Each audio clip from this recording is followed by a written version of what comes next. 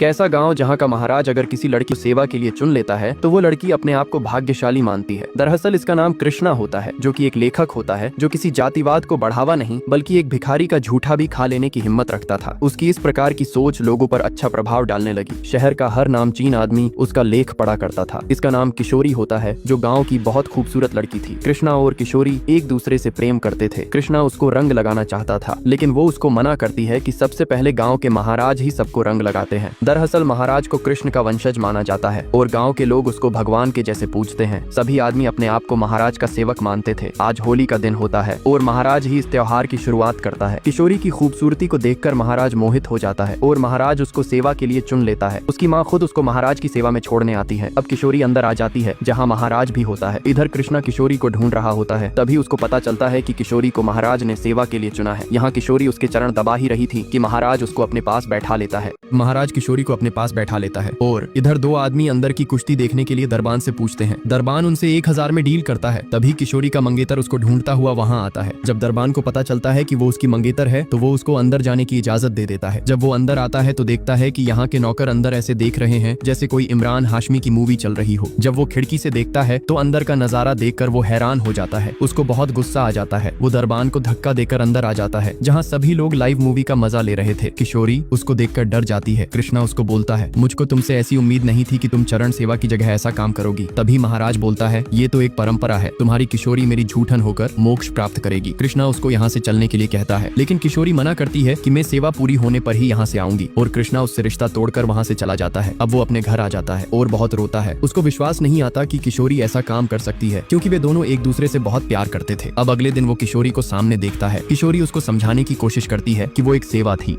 यहाँ किशोरी कृष्णा को समझाने की कोशिश करती है कि महाराज और मेरे बीच जो कुछ हुआ है वो एक सेवा थी। नसीब वालों को ऐसा मौका मिलता है, लेकिन कृष्णा एक सुलझा हुआ इंसान था जो धर्म के इस तरह के रीति रिवाज को मानने से इनकार करता है और बोलता है कि तुम उस महाराज के पास जाने से मना कर सकती थी, लेकिन तुमने ऐसा नहीं किया। वो उसको अपनी बात बोलती है, लेकिन कृष्णा उससे अपना रिश्ता हमेशा के लिए तोड़ देता है। यहाँ किशोरी महाराज को बताती है कि कृष्णा ने सगाई तोड़ दी है। महाराज बोलता है कि सब कुछ भगवान की मर्जी से होता है, तुम अब मेरे पास मेरी बन के रहो। अब किशोरी जैसे ही सोकर उठती है उसको पता चलता है कि महाराज आरती के लिए गए हैं, इसलिए वो जल्दी से सजने लगती है। यहाँ किशोरी दरवाजे पर महाराज के खड़ाऊ देखती है और उसको पता चलता है कि महाराज अंदर उसकी छोटी बहन के साथ है। वो तभी गुस्से में आती है और उसको वहाँ से बाहर भेजती है। उसको अब महाराज का असली रूप समझ आ गया था। वो बोलती है कि मैं तो आपको भगवान मानती थी, लेकिन आप तो सेवा के नाम पर अपना उल्लू सीधा करते हो। अब वो चली जाती है और अपनी बहन को भी साथ ले जाती है और उसको वहाँ जाने से मना करती है। अब उसको फील होता है कि जिस पर हक कृष्णा का था वो मैं उस महाराज को दे आई। वो अब पछताती है कि जो कृष्णा मुझसे प्यार करता था उसको मैंने खो दिया।